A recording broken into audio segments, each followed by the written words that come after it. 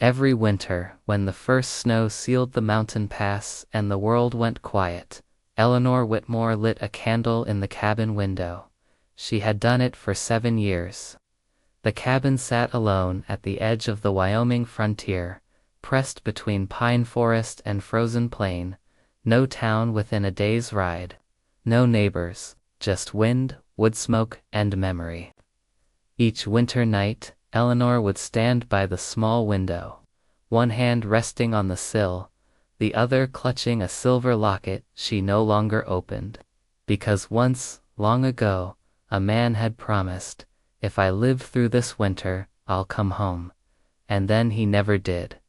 They had buried Samuel Whitmore without a body, lost somewhere beyond the mountains. A rancher turned deputy, called away by duty, swallowed by snow and rumor.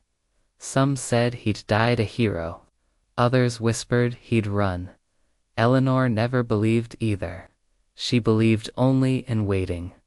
That night, the storm came early. Snow fell sideways, sharp as needles. The wind howled like a wounded animal. Eleanor had just finished chopping wood when she saw it movement beyond the trees. A dark shape against white. A horse. Rider slumped forward. Her heart stopped.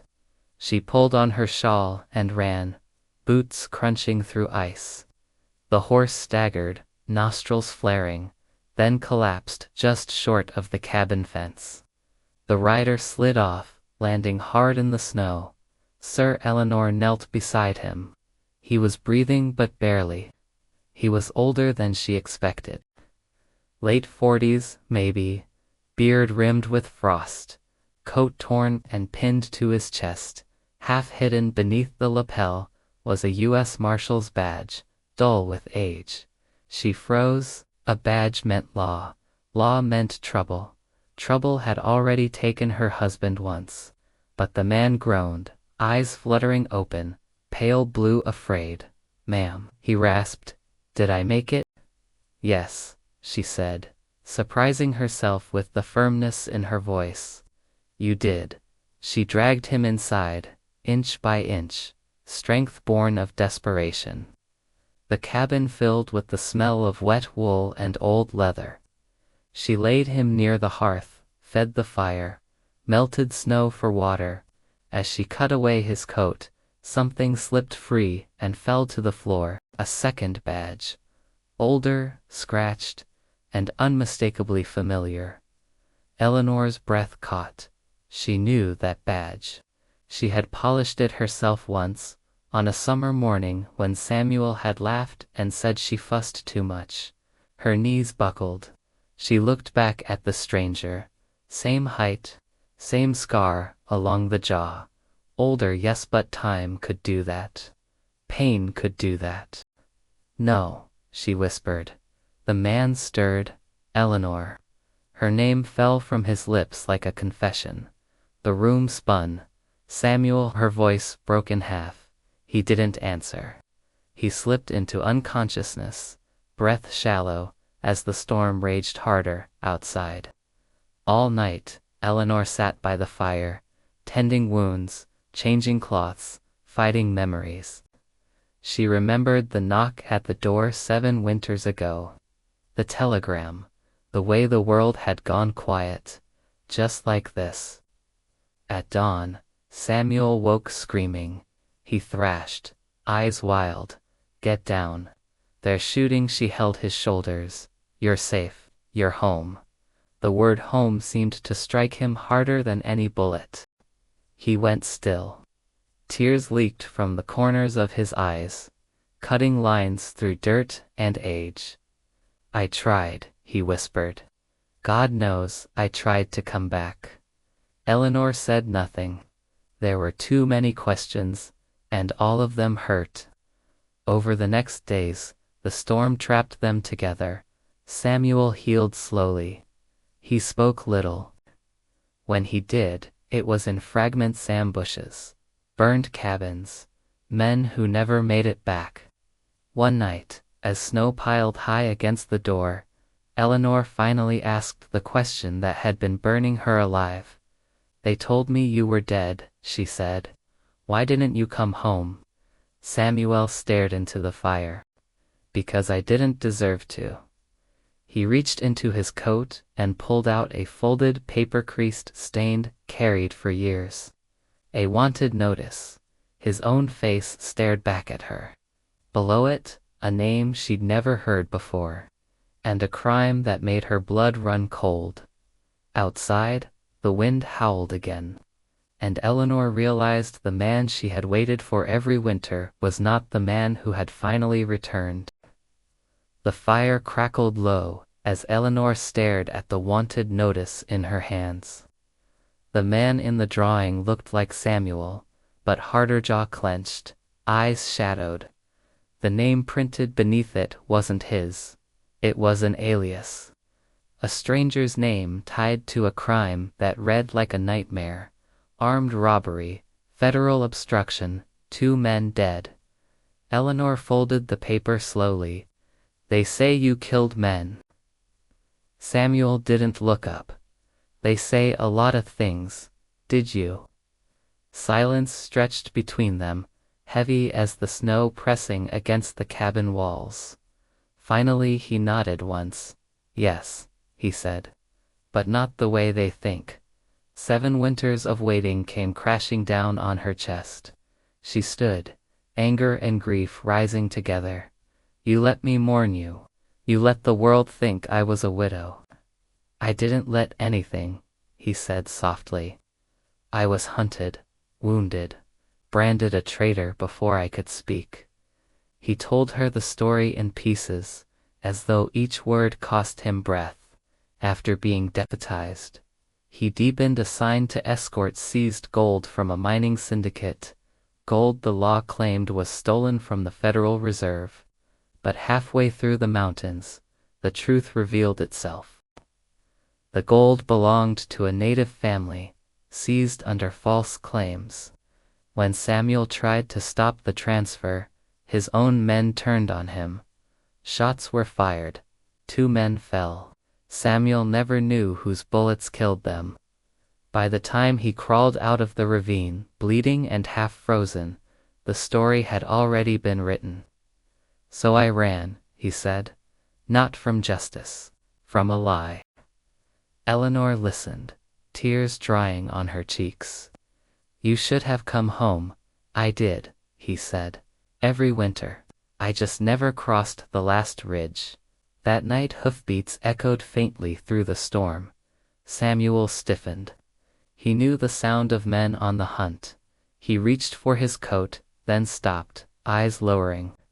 I won't bring danger to your door again, he said. I'll leave before dawn. You can barely stand, Eleanor replied. That won't stop them. At sunrise. 3 riders appeared on the far ridge, U.S. Marshals. Their silhouettes cut through the snow like knives. Eleanor's stomach turned. 7 winters of waiting and, now the past had arrived armed.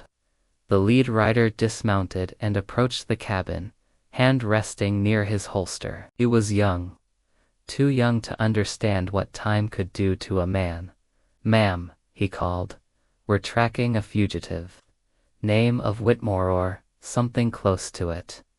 Samuel stepped outside before Eleanor could stop him. I'm right here, he said. The marshals raised their rifles. Eleanor ran forward. He's sick. He needs time. The young marshal hesitated. Orders are orders. Samuel met Eleanor's eyes. It's all right, he said. I've been running for 7 winters. As they cuffed him, something caught the young marshal's attention. The old deputy badge hanging from Samuel's neck. That badge, where did you get it?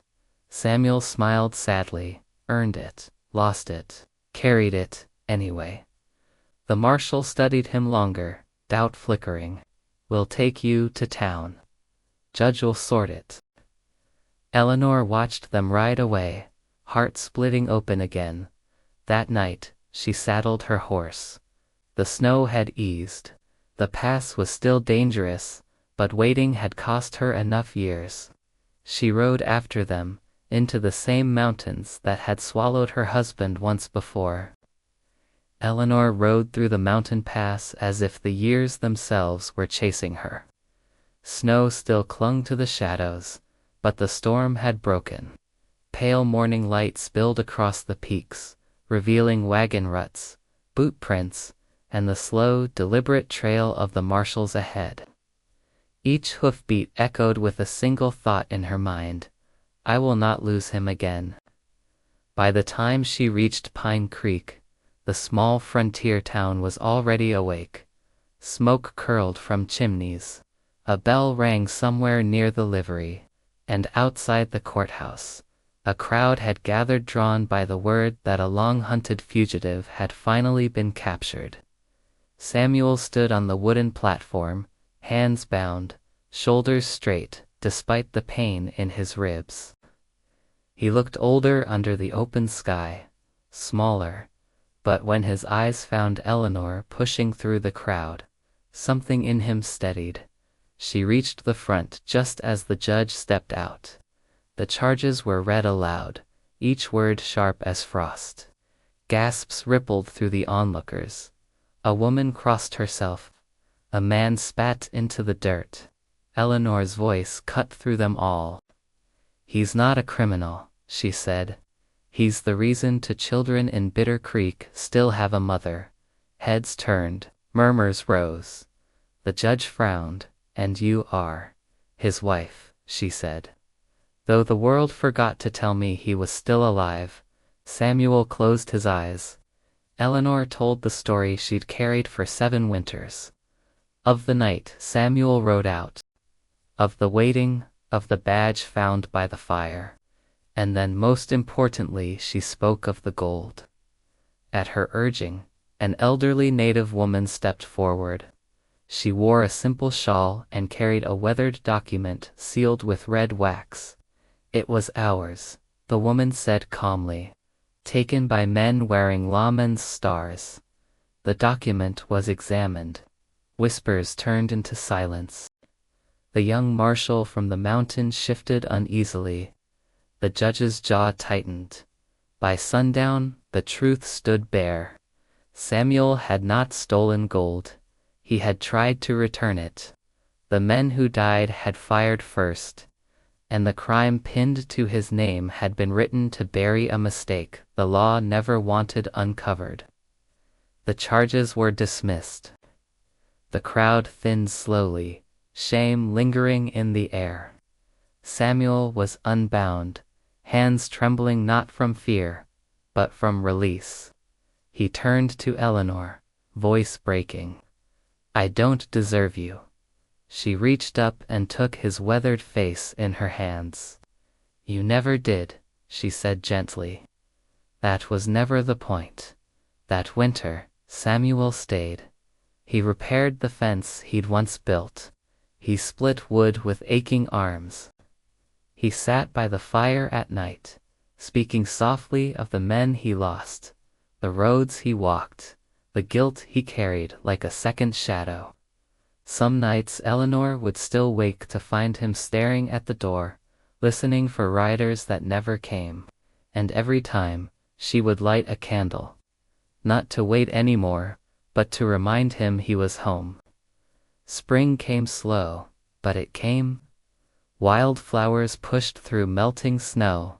The pass opened, and one evening, as the sun bled gold across the mountains, Samuel took the old badge from his neck and set it on the mantel. I'm done running, he said. Eleanor leaned into him. So am I. The cabin stood just as it always had, and memory and quiet, but now, when winter returned, the candle in the window was no longer a signal of longing. It was a promise kept.